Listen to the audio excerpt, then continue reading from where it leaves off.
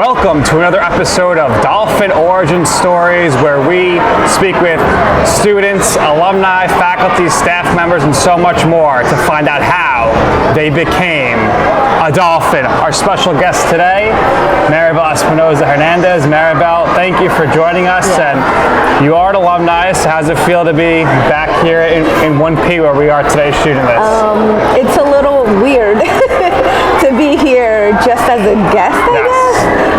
It was always a student, so it's a little weird. Alumni now very active with the Alumni Board, which we'll get to, but let's rewind the clock here. Native Staten Islander.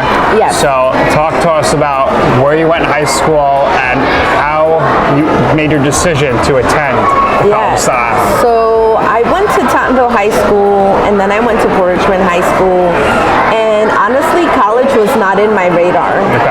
I'm one of the first in my family. I'm the first in my family to ever attend college and graduate. Congratulations. So yes, thank you. So it wasn't in our radar. I actually started working in the cafeteria here before even going to college here. I happened to work with Jody Maribel, which is, we all know, is an amazing person. So I unsuccessfully decided to major in nursing the first time. That didn't work out. Nursing is tough. Heads, props to all the nurses. I then decided to go into business international. I don't do that now, but that was what I went towards. Okay, so during your time here, what were some of your favorite things to do? Did you participate in any activities while you were here? What was your daily life like as a student? So, unlike, I guess, some of us at CUNY, when we did come here, I was a mom also, so I didn't spend much time in the extracurricular activities. I will say my experiences with my professors here were amazing. And they give a shout out to some of your favorite professors. Oh my God. Professor Morgado, Professor Pinzon, they were Spanish professors, amazing professors. I mean, those are definitely some of my favorite professors. They instilled so many values in me that I still carry now, and I honestly think they made me become who I am today. So if you have great professors, use them. They're amazing. Great resource, right? So when you were nearing graduation, what was your game plan moving forward here when you started to think about, okay, I'm going to have this degree, how can I utilize that in the future for employment?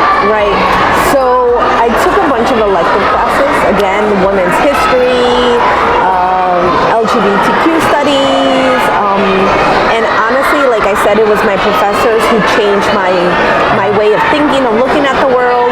So once I graduated, I was like, I want to help the world. I want to help things be better. I want to help my community. So instead of going in that segue, I went into the nonprofit field, and I really focused on helping the vulnerable populations, the underserved community, and that was my mission. And successfully, I did it. So great job. Okay, so talk to us right now about the type of work you're doing, where you work, and how, when you think back to CSI, did that really shape your future?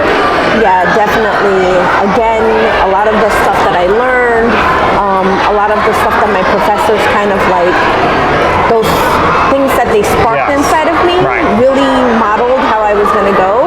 So I ended up working with underserved populations, mental health, substance use, housing, HIV population. I saw there was a huge need to support that community, especially in Staten Island, and I kept saying to myself, how can I make my borough a better place?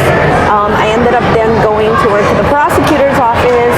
I worked there several years, and it was also helping people who were victims of crimes and educating them on their rights and whatnot. And then from there, now I actually work for the governor's office through the Department of Labor, and it's also through educating the community, helping them, connecting them to work. So it's all about helping people. Very nice. And then also you do have ties to the school still as well, as far as some part-time work, right? Yes.